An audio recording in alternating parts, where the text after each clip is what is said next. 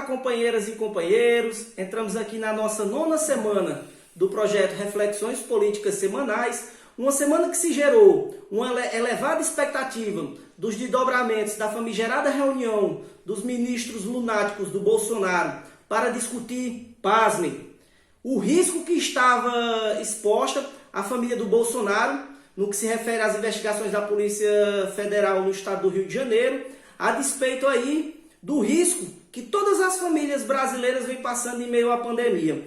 Algo que extrapola o surrealismo e nos coloca num quadro nacional de tragédia anunciada. Vejamos alguns fatos específicos que ocorreu na semana. Na segunda-feira, nós tivemos aí o ministro da Economia, o Paulo Guedes, indicando que a saída para a crise, e aqui frise-se, a crise econômica, não será com aumento de gastos, não será por meio de investimento público. Ora, nós temos um quadro hoje de crise econômica profunda, onde todos os indicadores apontam isso. Eu vou pegar aqui só 3. O índice de preço ao consumidor amplo, que aponta aí uma queda considerável da demanda, apontando aí uma deflação crônica, ou seja, que a nossa economia está parada.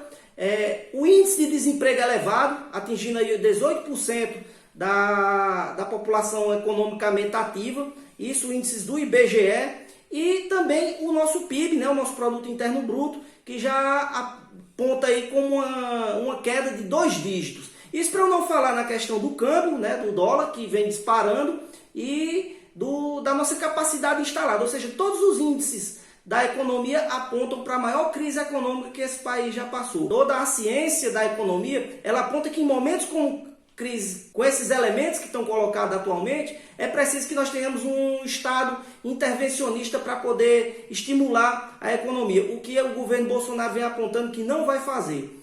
O outro ponto que nós tivemos na segunda-feira foi no que diz respeito às inscrições do Enem, que iniciaram a despeito dos pedidos de adiamento, e inclusive o ministro Weintraub dizendo que o Enem não é um instrumento de promoção da diminuição da desigualdade social, mas um instrumento para colocar as pessoas por mérito na universidade. Ou seja, demonstrando aí o caráter de classe desse governo, porque com essa medida a gente vê que vai aumentar o fosso da desigualdade social por pelo menos mais uma geração. O governo Bolsonaro deixa claro aí o seu caráter de classe, privilegiando apenas uma minoria da sociedade brasileira nesse momento tão crítico que nós estamos passando. Na terça-feira, o Bolsonaro veio aí, em meio à pandemia, acelerar as medidas para beneficiar os desmatadores, os armamentistas e os evangélicos. Ou seja, o governo que era para ser um governo para todos os brasileiros, demonstra aí que só está interessado em governar apenas para o seu gueto, mantendo aí essa coesão de sua base social para evitar sua queda e postergar aí até o próximo processo eleitoral para ver se ele emplaca um segundo mandato. A despeito, repito, de deixar o país nesse buraco atual em que ele se encontra. No segundo ponto que nós tivemos na terça-feira foi a MP 910, a MP da regularização fundiária, que na verdade eu chamo a MP da grilagem, onde amplia significativamente as concentrações de terras no Brasil e, consequentemente, a violência no campo. Uma medida provisória que deve ser combatida, que foi barrada no Congresso, mas barrada em cima de um acordo com os partidos do Centrão para que se crie uma lei com o mesmo teor. Ou seja, é preciso que os democratas e os partidos de esquerda estejam lutando para barrar esse intento do governo Bolsonaro, que vai aumentar significativamente a violência no campo. Na quarta-feira, nós tivemos 2 pontos aí também. Nós tivemos, no primeiro, os desdobramentos dos vídeos, da reunião dos ministros lunáticos. Reunião essa que teve de tudo, ministros falando um conjunto de aberrações. E esse vídeo aumentando aí a pressão sobre o governo Bolsonaro. Dado que os elementos que estão colocados naquele vídeo podem aumentar significativamente a pressão para o impeachment. Sem falar nos desdobramentos em relação aos vários outros ministros que lá se colocaram de forma bastante deplorável.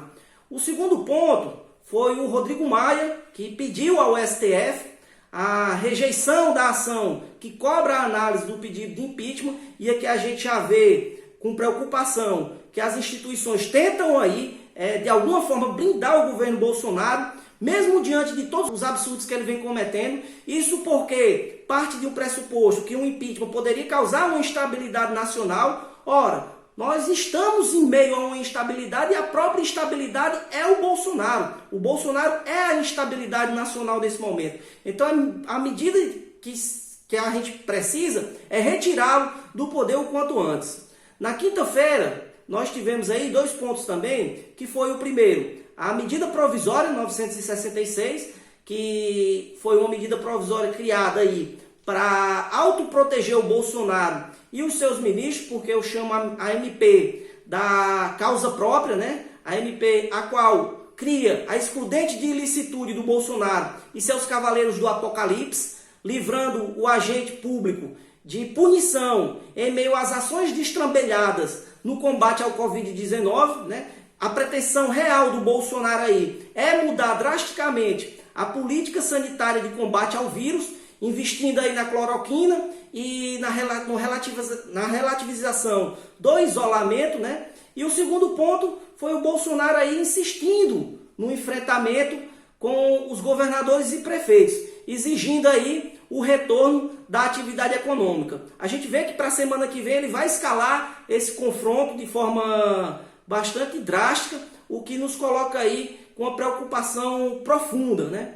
Na sexta-feira, para a gente terminar a semana, nós tivemos aí o Brasil colhendo os frutos negativos de sua política externa, dado que pelos danos ambientais que o país vem causando e pelas violações reiteradas dos direitos humanos, o Fundo Soberano da Noruega excluiu aí a Vale do Rio Doce, né, e a Eletrobras de participar desse fundo. Ou seja, a gente vê que o comércio internacional fica cada vez mais limitado para o Brasil e que esses recursos ficam cada vez mais limitados diante do elemento de risco que o Brasil passou a ser hoje internacionalmente. O segundo ponto, para a gente finalizar aqui a sexta-feira, foi o Procurador-Geral da República dando parecer contrário à divulgação na íntegra do vídeo da reunião dos ministros, né, aquele famigerado vídeo, e dado o grau de loucura que foi exposto pelos 10 ministros que participaram da reunião. Aqui a gente vê de novo que as instituições que deveriam dar algum trato a essas ações do Bolsonaro vêm tentando blindar ele aí para tentar encontrar uma estabilidade impossível nesse momento. A gente termina a semana aí com o ministro da Saúde, Nelson Teich, né, pedindo exoneração do cargo, aumentando o desgaste do governo e a crise de saúde pública vivida hoje pelo país, e o pior, apontando que o Bolsonaro irá avançar na ideia de abrir a economia e relativizar aí o isolamento social, criando um verdadeiro protocolo cloroquina. A cada semana a gente vê aí a necessidade de derrubar esse governo e que isso torna-se fundamental. Boa semana a todos, cuidem-se e contem comigo.